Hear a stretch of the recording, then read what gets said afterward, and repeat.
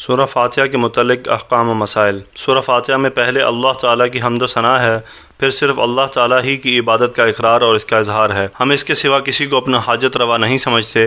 یہ گویا حلف وفاداری ہے جو انسان اپنے رب کے ساتھ کرتا ہے۔ اس کے بعد پھر ایک اہم دعا ہے جو تمام انسانی مقاصد اور ضروریات پر حاوی ہے، اور اس میں بہت سے فوائد اور مسائل ضمنی آئے ہیں، اور ان میں سے چند اہم مسائل کو لکھا جاتا ہے۔ دعا کرنے کا طریقہ: اس خاص اسلوب کلام کے ذریعہ انسان کو یہ تعلیم دی گئی ہے کہ جب اللہ جل شانہ سے کوئی دعا اور درخواست کرنا ہو تو اس کا طریقہ یہ ہے کہ پہلے اس کی حمد و ثنا کا فرض بجا لا کر پھر حلف وفاداری اس بات کا کرو کہ ہم اس کے سوا نہ کسی کو لائق عبادت سمجھتے ہیں اور نہ کسی کو حقیقی معنی میں مشکل کشا اور حاجت روا سمجھتے ہیں۔ اس کے بعد اپنی مطلب کی دعا کرو، اس طریقہ سے جو دعا کی جائے گی اس کے قبول ہونے کی قوی امید ہے، اور دعا میں بھی ایسی جامع دعا اختیار کرو جس میں اختصار کے ساتھ انسان کے تمام مقاصد داخل ہو جائیں، جیسے ہدایت صراط مستقیم کہ دنیا اور دین کے ہر کام میں انسان کا راستہ سیدھا ہو جائے تو کہیں ٹھوکر لگنے اور نقصان پہنچنے کا خطرہ نہیں۔ غرض اس جگہ خود حق تعالیٰ کی طرف سے اپنی حمد و ثنا بیان کرنے کا اصل مقصد انسان کو تعلیم دینا ہے۔ اللہ تعالیٰ کی حمد و ثنا انسان کا فطری فرض ہے۔ اس صورت کے پہلے جملے میں اللہ تعالیٰ کی حمد و ثنا بیان کرنے کے تعلیم اور ترغیب ہے، مگر حمد کسی نعمت یا صفت کی بنا پر ہوا کرتی ہے۔ یہاں کسی نعمت یا صفت کا ذکر نہیں، اس میں اشارہ ہے کہ اللہ تعالیٰ کی نعمتیں بے شمار ہیں اور ان کا کوئی انسان احاطہ نہیں کر سکتا، جیسا کہ قرآن کریم کا ارشاد ہے، یعنی اگر تم اللہ تعالیٰ کی نعمتوں کو شمار کرنا چاہو تو نہیں کر سکتے۔ انسان اگر سارے عالم کو چھوڑ کر اپنے ہی وجود پر نظر ڈال لے تو معلوم ہوگا کہ اس کا وجود خود عالم اصغر ہے، جس میں عالم اکبر کے سارے نمونے موجود ہیں۔ اس کا بدن زمین کی مثال ہے، اس پر اگنے والے بال نباتات کی مثال ہیں، اس کی ہڈیاں پہاڑوں کے شبے ہیں، اس کے بدن کی رگیں جس میں خون رواں ہے زمین کے نیچے بہنے والے چشموں اور نہروں کی مثال ہے۔ انسان دو جز سے مرکب ہے، ایک بدن، دوسرا روح۔ یہ بھی ظاہر ہے کہ قدر و قیمت کے اعتبار سے روح اصل اعلیٰ اور افضل ہے، بدن محض اس کے تابع اور ادنا درجہ رکھتا ہے۔ اس ادنا جز کے متعلق بدن انسان کی تحقیق کرنے والے اتباع اور اہل تشریح نے بتلایا ہے کہ اس میں اللہ تعالیٰ نے تقریباً 5000 مصالح اور منافع رکھے ہیں۔ اس کے بدن میں 300 سے زائد جوڑ ہیں۔ ہر ایک جوڑ کو اللہ تعالیٰ ہی کی قدرت کاملہ نے ایسا مستحکم بنایا کہ ہر وقت کی حرکت کے باوجود نہ وہ گھستا ہے نہ اس کی مرمت کی ضرورت ہے۔ عادتاً انسان کی عمر 60-70 سال ہوتی ہے، پورے عمر اس کے یہ نرم و نازک اعضاء اور اس کے سب جوڑ اکثر اوقات اسی طرح حرکت کرتے رہتے ہیں کہ فولاد بھی ہوتا تو گھس جاتا، مگر اللہ تعالیٰ نے فرمایا، یعنی اگر ہم نے ہی انسان کو پیدا کیا اور ہم نے ہی اس کے جوڑ بند مضبوط کیے، اسی قدرتی مضبوطی کا نتیجہ یہ ہے کہ عام عادت کے مطابق یہ نرم و نازک جوڑ 70 برس اور اس سے بھی زیادہ عرصہ تک کام دیتے ہیں۔ انسانی اعضاء میں صرف ایک آنکھ ہی کو لے لیجئے، اس میں جو اللہ تعالیٰ جل شانہ کی حکمت بالغہ کے مظاہر موجود ہیں، انسان کو عمر بھر خرچ کر ان کا پورا ادراک آسان نہیں۔ پھر اس آنکھ کے صرف ایک مرتبہ کے عمل کو دیکھ کر حساب لگائیے کہ اس 1 منٹ کے عمل میں حق تعالیٰ کی کتنی نعمتیں کام کر رہی ہیں، تو حیرت ہوتی ہے، کیونکہ آنکھ اٹھی اور اس نے کسی چیز کو دیکھا اور اس میں جس طرح آنکھ کی اندرونی طاقتوں نے عمل کیا ہے، اسی طرح اللہ تعالیٰ کی بیرونی مخلوقات کا اس میں بڑا حصہ ہے۔ اگر آفتاب کی روشنی نہ ہو تو آنکھ کے اندر کی روشنی کام نہیں دے سکتی، پھر آفتاب کے لیے بھی ایک فضا کی ضرورت ہے۔ انسان کے دیکھنے اور آنکھ کو کام میں لانے کے لیے غذا، ہوا وغیرہ کی ضرورت ہوتی ہے، جس سے معلوم ہوا کہ ایک مرتبہ نظر اٹھ کر جو کچھ دیکھتی ہے اس میں پورے عالم کی طاقتیں کام کرتی ہیں۔ یہ ایک مرتبہ کا عمل ہوا۔ پھر آنکھ دن میں کتنی مرتبہ دیکھتی ہے اور سال میں کتنی مرتبہ، عمر میں کتنی مرتبہ، یہ ایسا سلسلہ ہے جس کے اعداد و شمار انسانی طاقت سے خارج ہیں۔ اسی طرح کان، زبان، ہاتھ، پاؤں کے جتنے کام، ان سب میں پورے عالم کی قوتیں شامل ہو کر کام پورا ہوتا ہے۔ یہ تو وہ نعمت ہے جو ہر زندہ انسان کو میسر ہے، اس میں شاہ و گدا، امیر و غریب کا کوئی امتیاز نہیں، اور اللہ جل شانہ کی بڑی بڑی نعمتیں سب ایسی ہی وقف عام ہیں کہ ہر فرد انسانی ان سے نفع اٹھاتا ہے۔ آسمان و زمین، ان دونوں میں اور ان کے درمیان پیدا ہونے والی تمام کائنات، چاند، سورج، ثوابت اور سیارے، ہوا، فضا کا نفع ہر جاندار کو پہنچ رہا ہے۔ اس کے بعد اللہ جل شانہ کے نعمہ خاصہ جو انسان کے افراد میں بتقاضائے حکمت کم و بیش کر کے عطا ہوتی ہیں، مال اور دولت، عزت اور جاہ، راحت اور آرام، سب اسی قسم میں داخل ہے۔ اور اگرچہ یہ بات بالکل بدیہی ہے کہ نعمہ عامہ جو تمام انسانوں میں مساوی طور پر مشترک ہیں، جیسے آسمان، زمین اور ان کی تمام مخلوقات، یہ نعمتیں بنسبت نعمہ خاصہ مال و دولت وغیرہ کے زیادہ اہم اور اشرف ہیں، مگر بھولا بھالا انسان تمام افراد انسان میں عام ہونے کی بنا پر کچھ ان عظیم الشان نعمتوں کی طرف التفات بھی نہیں کرتا کہ یہ کوئی نعمت ہے۔ صرف گرد و پیش کی معمولی چیزیں، کھانے پینے، رہنے سہنے کی خصوصی چیزوں پر اس کی نظر رک جاتی ہے۔ بہرحال یہ ایک سرسری نمونہ ہے ان نعمتوں کا جو ہر انسان پر ہر وقت مبذل رہتی ہیں۔ اس کا لازمی نتیجہ یہ ہونا چاہیے کہ انسان اپنی مقدور بھر ان کے احسانات و انعامات کرنے والے ہی کی حمد و ثنا کرے اور کرتا رہے۔ اسی کے تقاضۂ فطرت کی تلقین کے لیے قرآن کی سب سے پہلی سورت کا سب سے پہلا کلمہ الحمد لایا گیا، اور اللہ تعالیٰ کی حمد و ثنا کو عبادت میں بڑا درجہ دیا گیا ہے۔ رسول کریم صلی اللہ علیہ وسلم نے فرمایا کہ جب اللہ تعالیٰ اپنے کسی بندے کو نعمت عطا فرمائے اور وہ اس پر الحمدللہ کہے تو ایسا ہو گیا کہ گویا جو کچھ اس نے لیا اس سے افضل چیز دے دی۔ ایک دوسری حدیث میں ہے کہ اگر ساری دنیا کی نعمتیں کسی ایک شخص کو حاصل ہو جائیں اور وہ اس پر الحمدللہ کہہ دے تو یہ الحمدللہ ان ساری دنیا کی نعمتوں سے افضل ہے۔ قرطبی رحمۃ اللہ علیہ نے بعض علماء سے نقل کیا کہ اس کا مطلب یہ ہے کہ الحمدللہ زبان سے کہنا بھی اللہ تعالیٰ کی ایک نعمت ہے، اور یہ نعمت ساری دنیا کی نعمتوں سے افضل ہے۔ اور حدیث صحیح میں ہے کہ الحمدللہ سے میزان عمل کا آدھا پلہ بھر جاتا ہے۔ اور حمد کی حقیقت حضرت شفیق بن ابراہیم رحمۃ اللہ علیہ نے یہ بیان فرمائی ہے کہ جب اللہ تعالیٰ تمہیں کوئی چیز عطا فرمائے تو اول اس کے دینے والے کو پہچانو، پھر جو کچھ اس نے دیا اس پر راضی ہو جاؤ، پھر جب تک تمہارے جسم میں اس کی عطا کی ہوئی قوت اور طاقت موجود ہے اس کی نافرمانی کے قریب مت جاؤ۔ دوسرا کلمہ للہ ہے۔ اس میں لفظ اللہ کے ساتھ شروع ہے، حرف لام لگا ہوا ہے جس کو عربیت کے قاعدے سے لام اختصاص کہا جاتا ہے، جو کسی حکم یا وصف کی خصوصیت پر دلالت کرتا ہے۔ اس جگہ معنی یہ ہے کہ صرف یہی نہیں کہ اللہ تعالیٰ کی حمد و ثنا انسان کا فرض ہے، بلکہ حقیقت یہ ہے کہ حمد و ثنا صرف اسی کی ذات قدوس کے ساتھ مخصوص ہے۔ حقیقی طور پر اس کے سوا عالم میں کوئی مستحق کی حمد و ثنا نہیں ہو سکتا، جیسا کہ پہلے لکھا جا چکا۔ ہاں، اس کے ساتھ یہ بھی اس کا انعام ہے کہ انسان کو تہذیب اخلاق سکھانے کے لیے اس کو یہ بھی حکم دے دیا گیا کہ میری نعمت و احسان جن واسطوں سے تمہارے ہاتھ آئی ان کا بھی شکر ادا کرو، کیونکہ جو شخص اپنے محسن انسان شکر ادا کرنے کا خوگر نہ ہو وہ خدا کا بھی شکر ادا نہیں کرے گا۔ خود اپنی مد و ثنا کسی انسان کے لیے جائز نہیں، خود اپنی حمد و ثنا کا بیان کرنا کسی مخلوق کے لیے جائز نہیں۔ قرآن کریم میں ارشاد ہے، یعنی تم اپنی پاکی اور صفائی کا دعویٰ نہ کرو، اللہ ہی جانتا ہے کہ کون تقوی شعار ہے۔ مطلب یہ کہ انسان کی تعریف اور مدح کا مدار تقوی پر ہے، اور اس کا حال اللہ تعالیٰ ہی جانتے ہیں کہ کس کا تقوی کس درجے کا ہے۔ حق تعالیٰ نے جو اپنی حمد و ثنا خود بیان فرمائی اس کی وجہ یہ ہے کہ بیچارہ انسان اس کی استعداد نہیں رکھتا کہ وہ بارگاہ عزت و جلال کی حمد و ثنا کیسے بیان کرے، تو کسی کو کیا مجال کہ اللہ تعالیٰ کی شایان شان حمد و ثنا کر سکے۔ رسول کریم صلی اللہ علیہ وسلم نے فرمایا، یعنی میں آپ کی ثنا کما حق کا ادا نہیں کر سکتا، اس لیے کہ اللہ جل شانہ نے خود ہی حمد و ثنا کا طریقہ انسان کو تعلیم فرما دیا۔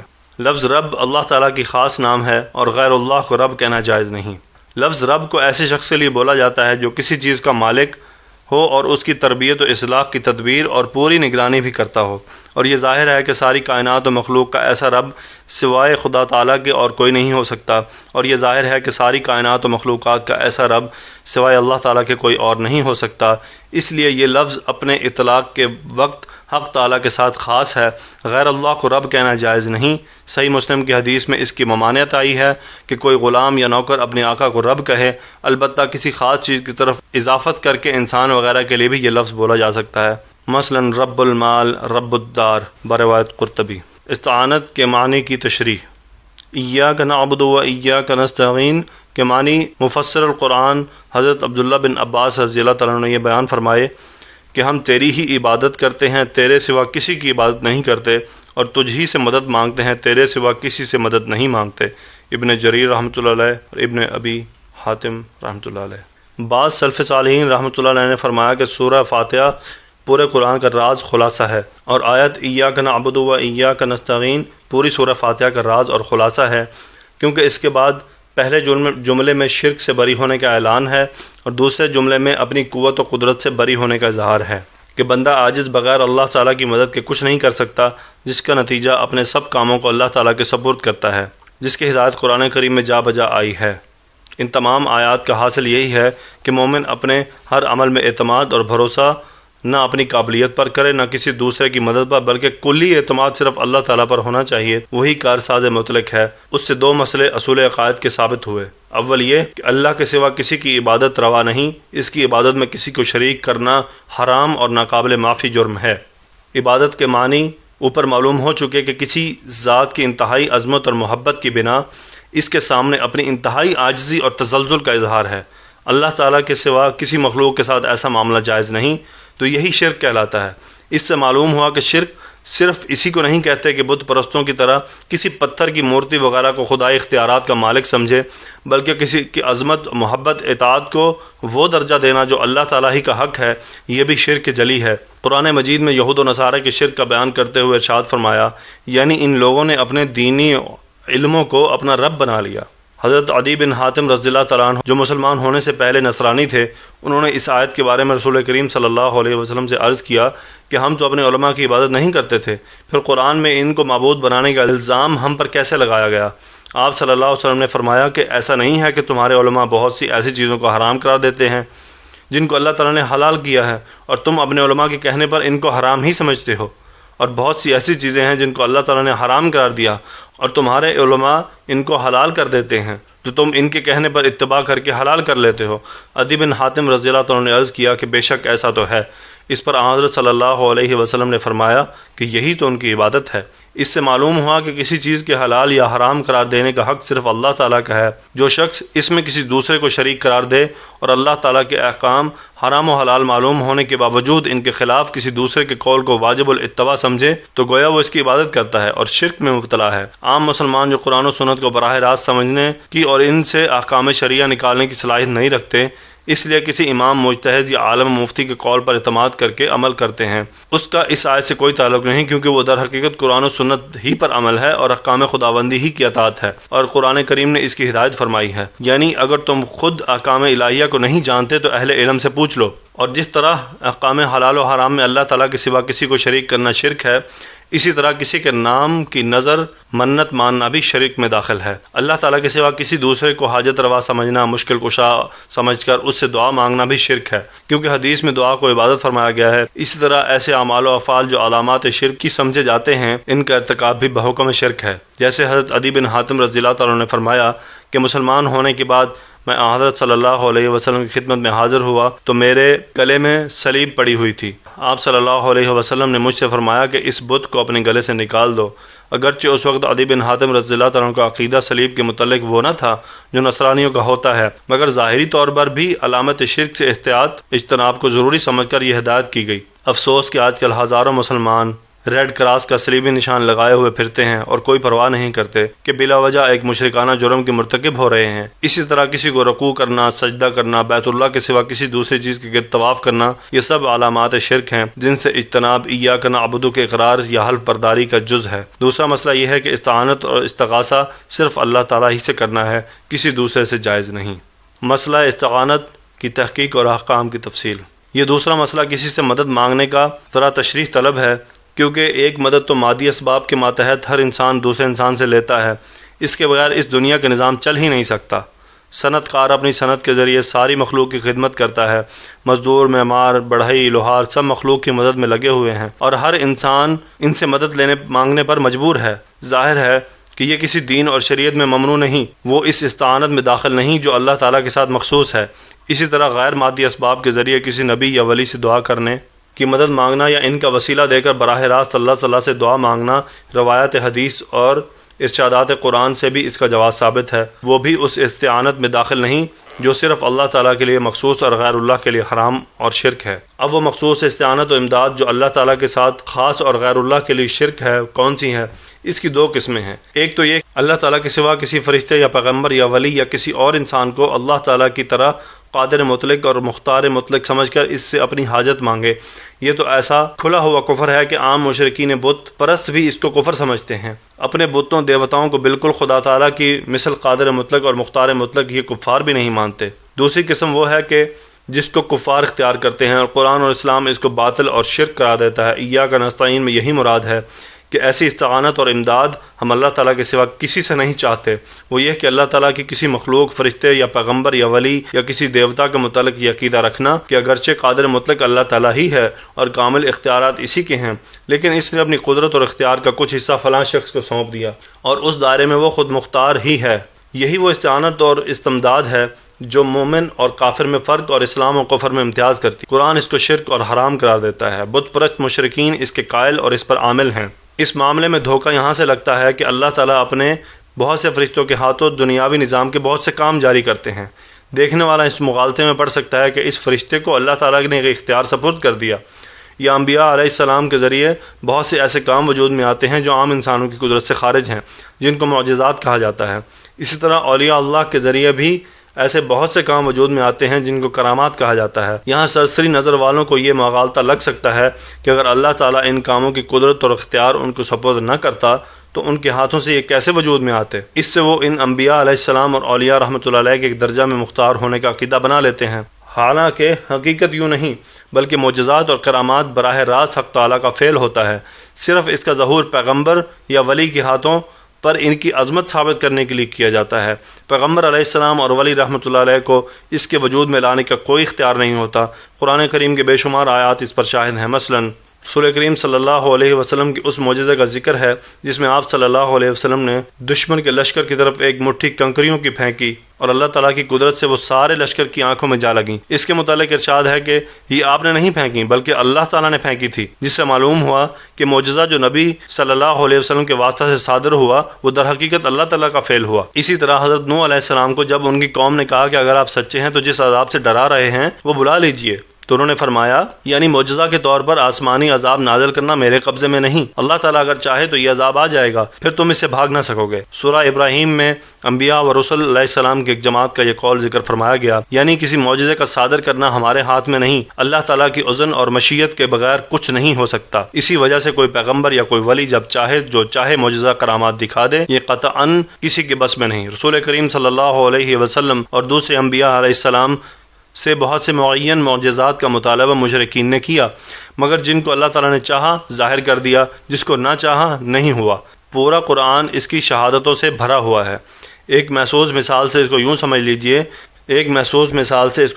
لیجئے کہ آپ جس کمرے میں بیٹھے ہیں اس میں بجلی کی روشنی بلب سے اور ہوا برقی پنکھے سے آپ کو پہنچ رہی ہے، مگر یہ بلب اور پنکھا اس روشنی اور ہوا پہنچانے میں قطعاً خود مختار نہیں، بلکہ ہر آن اس کی جوڑ کنیکشن کے محتاج ہیں جو تار کے ذریعے پاور ہاؤس کے ساتھ ان کو حاصل ہے۔ ایک سیکنڈ کے لیے یہ جوڑ ٹوٹ جائے تو نہ بلب آپ کو روشنی دے سکتا ہے نہ پنکھا ہوا دے سکتا ہے، کیونکہ در حقیقت وہ عمل بلب اور پنکھے کا نہیں ہے بلکہ بجلی کی رو کا ہے جو پاور ہاؤس سے یہاں پہنچ رہی ہے۔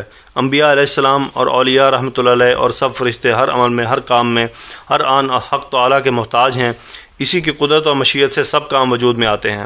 اگرچہ ظہور اس کا بلب اور پنکھے کی طرح انبیاء علیہ السلام اور اولیاء رحمۃ اللہ علیہ کے ہاتھوں پر ہوتا ہے، اس مثال سے یہ بھی واضح ہو گیا کہ ان چیزوں کے صدور اور وجود میں اگرچہ اختیار انبیاء علیہ السلام اولیاء کا نہیں، مگر ان کا وجود باوجود ان سے بالکل بے دخل بھی نہیں۔ جیسے بلب اور پنکھے کے بغیر آپ کو روشنی اور ہوا نہیں پہنچ سکتی، یہ معجزات اور کرامات بھی انبیاء علیہ السلام اور اولیاء رحمۃ اللہ علیہ کے بغیر نہیں ملتے۔ اگرچہ یہ فرق ضرور ہے کہ پوری فٹنگ اور کنیکشن درست ہونے کے باوجود آپ کو بغیر بلب کے روشنی اور بغیر پنکھے کے ہوا کا ملنا عادتاً ناممکن ہے، اور معجزات و کرامات میں حق تعالیٰ کو سب کچھ قدرت ہے کہ بغیر واسطہ کسی پیغمبر یا ولی رحمۃ اللہ علیہ کے بھی اس کا ظہور فرما دیں، مگر عادتاً اللہ تعالیٰ یہی ہے کہ ان کا صدور بغیر واسطہ اولیاء رحمۃ اللہ علیہ اور انبیاء علیہ السلام کے نہیں ہوتا، کیونکہ ایسے عادات کے اظہار سے جو مقصد ہے اور اس کے بغیر پورا نہیں ہوتا۔ اس لیے معلوم ہوا کہ عقیدہ تو یہی رکھنا ہے کہ سب کچھ اللہ تعالیٰ کی قدرت اور مشیت سے ہو رہا ہے۔